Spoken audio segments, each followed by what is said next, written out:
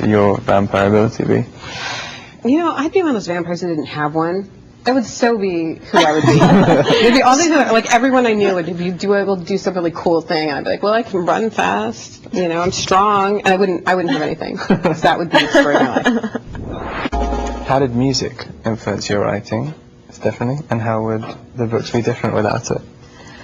Well, you know, the music is always really important. I think maybe the books would be different in that they wouldn't be written if I didn't have music to keep me going. I can't concentrate unless I've got something really loud in the background. And I do think that some of the emotions in the book would be different if I wasn't feeling them because I'm listening to Marjorie Fair and I want to shoot myself, and so I'm able to translate that into somebody else's pain. And you know, or Linkin Park, and I can get the feeling right for the action and get the pacing right. So there wouldn't be books without music. That's how they'd be different.